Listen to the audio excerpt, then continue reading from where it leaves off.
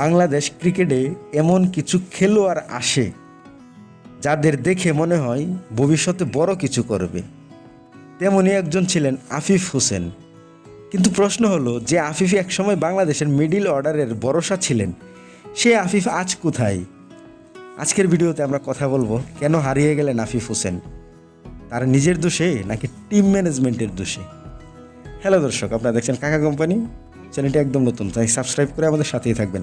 আফিফ হোসেন প্রথম থেকেই পরিচিত ছিলেন একজন ট্যালেন্টেড ক্রিকেটার হিসেবে। চাপের মুহূর্তে ব্যাট হাতে দায়িত্ব নিতে পারতেন। ফিনিশার হিসেবেও তাকে ভরসা হতো বাংলাদেশের।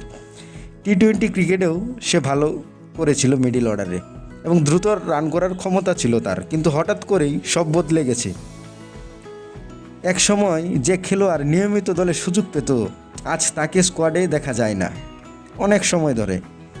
এর পিছনে কয়েকটা কারণ আছে। প্রথম কারণ, ব্যাটিং পজিশন পরিবর্তন। যে ম্যাচে 5 নম্বরে নামে, আবার আরেক ম্যাচে 7 নম্বরে, কখনো ওপেনিংয়েও তাকে পাঠানো হয়।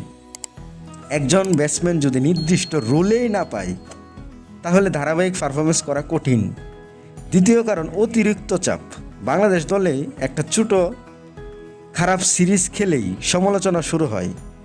আফিফ সেই চাপের বাইরে ছিলেন না।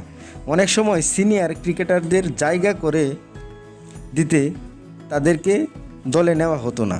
ফলে একজন খেলোয়াড় নিজের আত্মবিশ্বাস হারিয়ে ফেলতেন। তবে এটাও সত্যি, আফিফ নিজের কিছু ম্যাচের তার প্রত্যাশা অনুযায়ী ভালো খেলতে পারেনি। সহজ ক্যাচ মিস, ধীরগতির ইনিংস, এমন কারণে সমালোচনাও হয়েছে। কিন্তু একটা প্রশ্ন থেকেই যায়, বাংলাদেশ কি সত্যিই আফিফ হোসেনকে ঠিকঠাক ব্যবহার করতে পেরেছে? কারণ বিশ্বের বড় বড় দলে নতুন ক্রিকেটারদের লম্বা সময় ব্যাকআপ দেওয়া হয়, কিন্তু বাংলাদেশে 2 থেকে 3 ম্যাচ খারাপ করলেই বাদ পড়তে হয় অনেক সময়। তবু আফিফ হোসেন বয়স এখনও খুব বেশি হয়নি, ভালোভাবে ফিরে আসার সুযোগ আছে।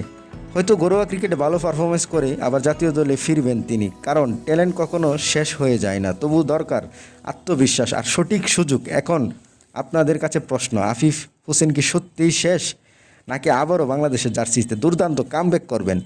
কমেন্টে জানাবেন।